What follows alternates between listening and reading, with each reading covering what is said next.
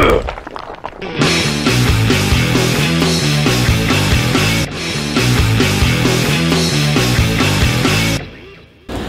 we're Heaven's Basement. I'm Aaron on vocals. I'm Rob the bassist. Sid, guitarist. Chris on drums, and you're watching Alt Rock Live. Perfect. How's it feel to be in Florida with this nice weather we're having? Moist. Yeah. Sweaty? Very moist.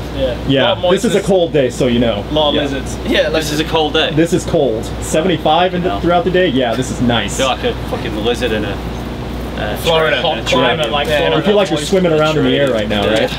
It gets gross like that. How does it feel to be in the U.S.? This is one of your first tours ever in the U.S., right? Yeah, we managed to blog onto the festivals in May and things like Rock on the Range and Rocklahoma, but this is our first extended stay tour in the States, so yeah, we're really looking forward to it. We're going to so many different places we've never been before but have always kind of heard of, so it's going to be an exciting couple of months for us. Right. What are some of the differences, like touring between UK and then US? There's like, is it pretty much the same going from town to town? Mainly the weather. The world too, yeah. I think basically what we've had to do is reset our clock as a band, because we started off in England, much like we're doing now. No one had really heard of us, and we raise our profile by putting on the best live show we can, because that's where we have our most fun. So we've kind of come over with the mission to make everyone Heaven's Basement converts by the end of it. The crazier they go live, the better. Yeah, exactly. That's where we love being, and that's where we have our most fun. So hopefully that reflects on stage, and we can kind of rope them into liking us. To go on a tangent, what's some of the crazy stuff you've seen? Like, you performed Rock on the Range. You ever seen any crazy stuff yet live? Right, Kansas City Rock Fest the crowd there was mental. Oh yeah? I'd say, it looks like maybe that's the only rock gig they get through in the year. It's like everyone's going mental. It's like the closest to being a sea of people. Really? Yeah, like you can't couldn't see the end. Exactly. So it's just constant bodies, non-stop Yeah, movement. like people would just be off climbing over the fence and trying to climb the whole PA. Like, that's pretty intense. Main stage rig, which was pretty fun to see. Yeah, we didn't know what to expect at all of those festivals, but every single one of them we had an amazing time on.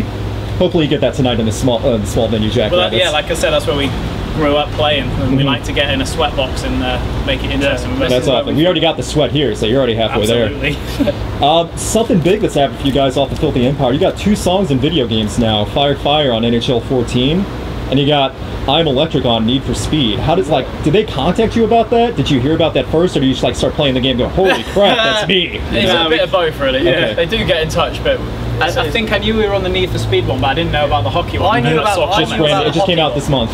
I find it really ironic that we're on a hockey game. It's actually on the commercial for the game. Yeah, Fire and Ice. It's actually free. It's the ice hockey one as well.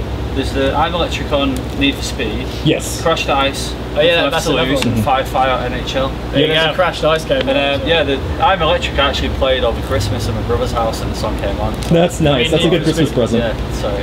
Yeah, Fire Fire's actually on the commercial now, online for NHL 14. Oh really? Yep. It's actually kind of cool to hear that too. Like, when you start hearing that stuff, do you ever think like, wow, this is actually my band playing, and does it really sink in, or does it feel like, yes, finally? I don't think it sinks in, because you never realise how many people have actually got the game and who's listening to it at any given point. It's pretty cool though. It's all a little bit perverse, that kind of stuff, like coming over here and hearing yourself on video games and seeing that happening, and then also coming over and playing with bands that have heard of you already. Like the Five Finger Death Punch guys came up to us and said they were big fans and stuff like that, and it's like, this is weird. You get the guys from Korn coming over. Yeah, that's awesome. So I mean, you guys have played a lot on Sirius XM Octane, which is the satellite radio. Yeah. I mean, when Fire Fire came out a few months back, I think it was October or November, when they first started really playing it. Wow. I mean, it was heavy. I mean, it was like almost like every other hour they were playing the song. Wow. Yeah, I mean, it's going really well. I mean, we didn't know what to expect at all, but the fact that our first single's doing so well at the moment is mental. And we literally, because we've been doing a lot of hours, this tour's so long, we've been doing a lot of hours in the van and stuff, and we'll drive through a state and then all of a sudden Fire Fire will come on and things like that. That's a really random feeling for us. I don't think we'll ever get used to that. Do you actually listen to the song, or you're like, oh crap, I gotta change the channel? We turn it over to country channels. First time you don't really know it's happening. It's like, because you don't expect it.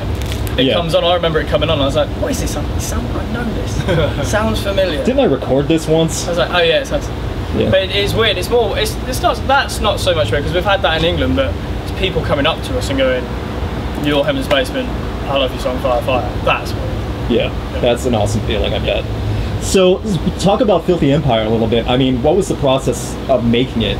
Did you think it was going to be so successful from the fresh, and did you really think putting the songs together it was going to be such a success so fast? I think the most important thing for us was doing an album.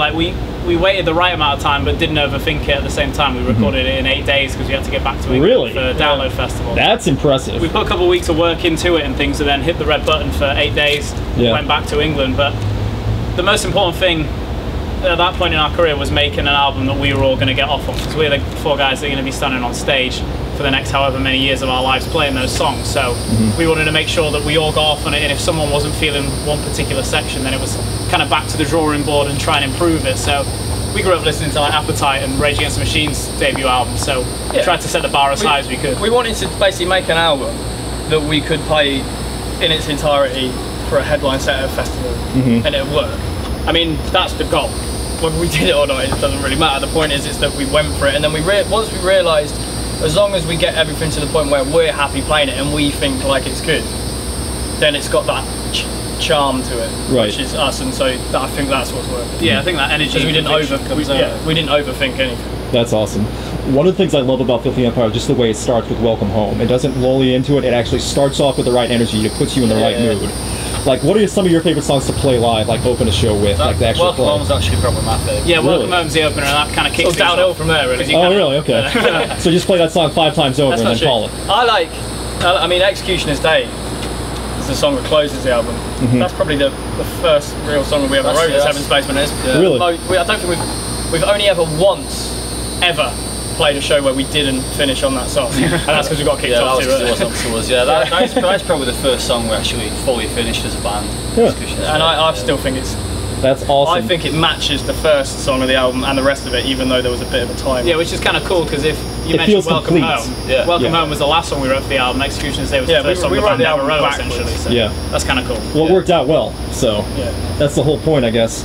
I think one thing, if you like really love seeing from fans, I mean, you're getting a big base right now for a lot of fans to come that actually notice you now. They hear you on the radio, they know your name. They're watching your videos now online.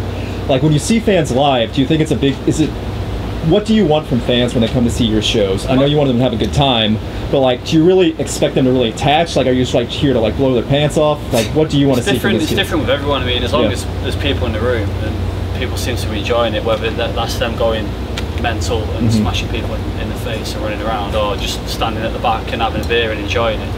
As long as we usually get the feedback after the show of everyone, and the guy at the back might have been like, that was the best show I've ever seen.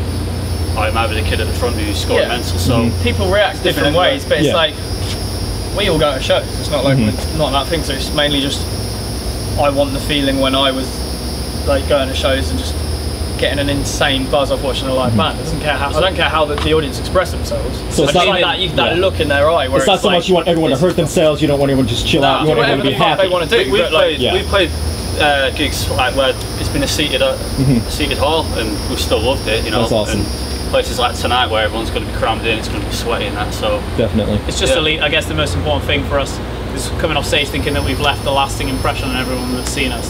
That by the end of the show, they know exactly what Heaven's Basement is about. That's a good way to put it. Just to close out, if you had one message to your fans, past, present, and future, about you guys, what would it be? Like, if you could say anything just quickly within a minute to your fans right now, what would it be? Everyone that knew us before the album, thank you so much for staying with us in time for the album to come out. Everyone that we've met since the album, thank you so much for buying it. And we hope we can just keep smashing you in the face.